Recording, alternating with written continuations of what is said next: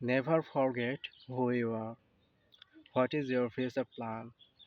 What does your parent deserve from you? To be honest, I wanna change myself for my parents because I want to make them happy. This is the main reason I am suffering a lot. I am still working hard because my parents will be one of the greatest person on the earth when I will become a successful person and I will stay in front of them. This is my life main purpose.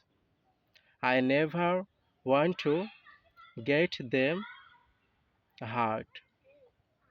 So, if you really want to change yourself, do it for your parents so that they can a happiness person in your family on the earth.